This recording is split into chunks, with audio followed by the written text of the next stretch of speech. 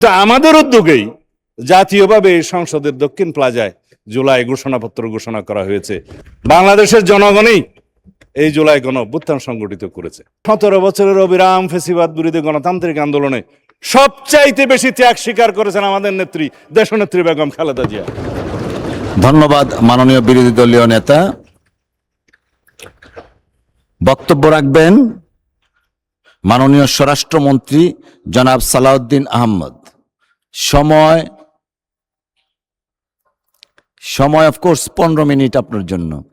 জি, 15 minutes 15 minute. মাননীয় speaker, আপনাকে ধন্যবাদ। আপনাকেও ধন্যবাদ। আপনি মাননীয় বিরোধী দলীয় নেতার প্রতি ইনজাস্টিস করেছেন। আমি অভিযোগ করছি, সংসদ নেতা এবং বিরোধী দলীয় নেতার কোনো টাইম লিমিট থাকবে না। যখন তারা আজকে 68 বিদের আলোচনায় আমি লাস্ট বক্তা বলতে পারেন on behalf of the leader of the house, কিছু জবাব তো দিতে হবে। আমি এই জন্যেই এই প্রসঙ্গটা তুললাম। আপনি আমাকে 15 মিনিট পরে বন্ধ করতে পারবেন না। আমি বুঝতে পারছিলাম কেন আপনি ওনার পক্ষটা নিয়েছেন, নিজেকে জাস্টিফাই করার জন্য। সেটা আমি প্রথমেই আন্দাজ করতে পারছিলাম। 15 মিনিটে হয়ে যাবে ইনশাআল্লাহ। আকলমন্দ কে লিয়ে ইশারাই কাফি है। মাননীয় স্পিকার, 68 বিদের আলোচনা এখানে রুলস অফ প্রসিজিওর অনুসারে 1 ঘন্টার বিধি মোতাবেক যেই পক্ষ 68 বিধির আলোচনাটা তোলেন তাদেরকে 5 মিনিট হলেও বেশি দেয়া হয়েছে। আমাদেরকে সেই হিসাবে 5 মিনিট কম দিয়ে 2 জনের বক্তাতে দেয়া হয়েছে। আমার এই সময়টা আপনি গণ্য করবেন না দয়া করে। আমরা আসলে এখানে এক পক্ষ। আজকের এই আলোচনাটায় কেন দ্বিপাক্ষিক আলোচনা হলো আমি জানি না। এখানে মাননীয় বিরোধী দলীয় নেতা সঠিক বলেছেন, গণভোট, গণরায় ইত্যাদি প্রসঙ্গটা উনি শেষে বলেছেন। কিন্তু আজকে ওঠা উচিত ছিল এই জুলাই গণ অভ্যুত্থানের ফসল হিসেবে প্রথম যে অর্জনটা আমাদের হয়েছিল সেটা হচ্ছে জুলাই ঘোষণাপত্র। কেউ সেটার প্রসঙ্গ তুললেন না।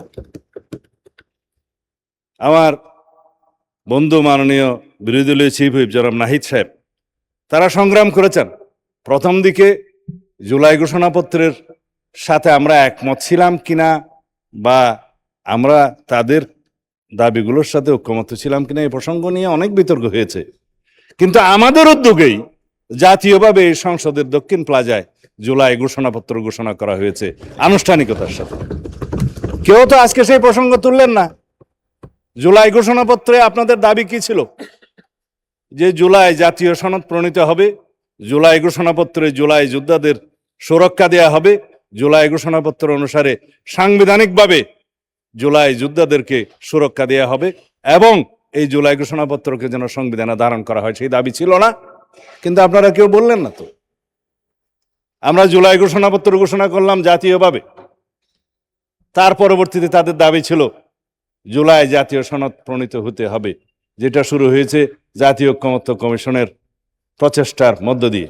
সেখানে 30টা কি 32টা দল অংশগ্রহণ করেছে এবং এই জুলাই জাতীয় সনদ অনুসারে এখানে 26টা দল স্বাক্ষর করেছে। 30টা দল এখানে অংশগ্রহণ করেছিল আলোচনার মধ্যে। আপনারা তো কেউ বললেন না এখানে অঙ্গীকার নামায় কি আছে। এটা তো জুলাই গণ অভ্যুত্থান হিসেবে আপনি স্বীকার করেছেন। ধন্যবাদ জনাব আক্তার সাহেবকে। আপনার নোটিশটা পড়ি। জুলাই মাস চলছে, এই মাসে 2024 সালে বাংলাদেশে একটি রক্তক্ষয়ী গণ অভ্যুত্থান সংগঠিত হয়। কিন্তু আপনারা কথায় কথায় বাইরে অবশ্যই এটাকে বিপ্লব বলে চালিয়ে দেন। তা আপনারা যে সঠিকভাবে ব্যাকরণ এসছেন সেজন্য ধন্যবাদ।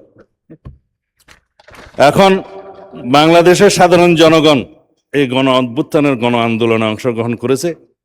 এই জন্য আপনাকে ধন্যবাদ জানাই যে শুধুমাত্র কোনো রাজনৈতিক দল অথবা শুধুমাত্র কোনো ছাত্র সংগঠন কেউই এককভাবে এর কৃতিত্বের দাবি না, এটা স্বীকার করার জন্য ধন্যবাদ। বাংলাদেশের জনগণই এই জুলাই গণ অভ্যুত্থান সংগঠিত করেছে।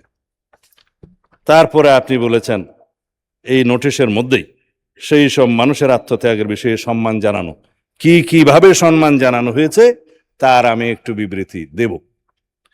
এবং জুলাইয়ে যারা গণহত্যা অংশগ্রহণ করেছিল তাদের যথাযথ বিচারের বিষয়ে আইনমন্ত্রী যথেষ্ট বলেছেন। 2টা বিষয় উনি হয়তো সময়ের অভাবে বলতে পারেন না, সেটা আমি এক লাইনে বলব। শাস্তি কার্যকর করার বিষয়ে আলোচনা। এই আসি আইনমন্ত্রী সাহেবের কথা দিয়ে। জুলাই গণ অভ্যুত্থানে সংগঠিত গণহত্যা ও মানবতা বিরোধী অপরাধ এবং তৎপূর্বে ফ্যাসিস্ট সরকার কর্তৃক গুম, এই কথাগুলো কেউ বলে নাই। যে 17 বছরের যে অবিরাম যাত্রা, এই যে মুক্তির মন্দিরে সোপানো তোলে কত প্রাণ হলো বলিদান লেখা আছে অশ্রু জলে, এই 17 বছরের এই যাত্রাগুলো তো আমরা এখানে আজকে কেউ বললাম না। ধন্যবাদ বলে থাকলে ধন্যবাদ, ধন্যবাদ, ধন্যবাদ। এই 17 বছরের অবিরাম ফেসিবাদ বিরোধী গণতান্ত্রিক আন্দোলনে সবচাইতে বেশি ত্যাগ স্বীকার করেছেন আমাদের নেত্রী, দেশনেত্রী বেগম খালেদা জিয়া। আমরা কেউ তার নাম নিলাম না,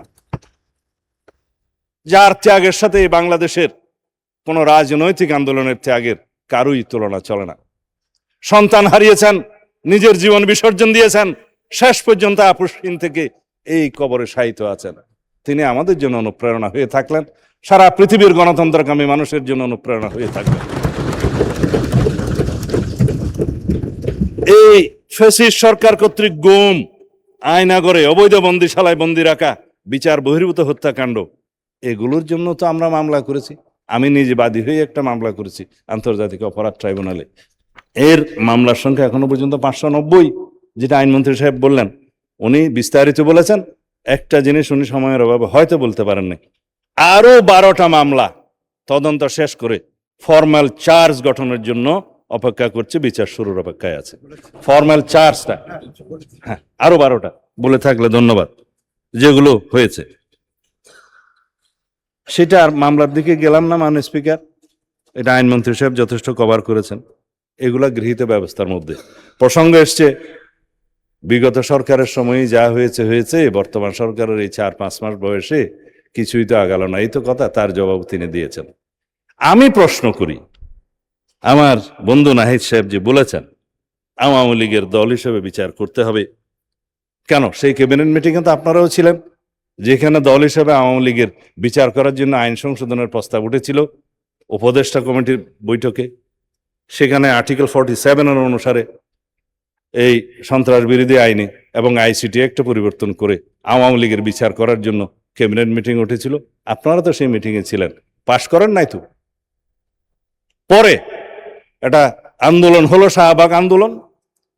তারপরে যমুনাতে নিয়ন্ত্রিতভাবে ঘেরাও হলো, এরপরে সেটা আদায় করতে হলো। আমি নিজে আজকে পার্লামেন্টে স্বীকার করছি, উদ্যোগী হয়ে দলের পক্ষ থেকে সেই আইন প্রণয়নের জন্য সহযোগিতা করে সেই আইনটা পাশ করেছি, যে আওয়ামী লীগের বিচার দাবি করছি আমরা। 2025 সালের 5ই ফেব্রুয়ারি প্রেস ক্লাবে আমি সর্বপ্রথম দল হিসেবে আওয়ামী লীগের বিচার করার জন্য দাবি তুলেছিলাম। অডিও ভিডিও মিডিয়াতে সবগুলো আছে দলের পক্ষ থেকে।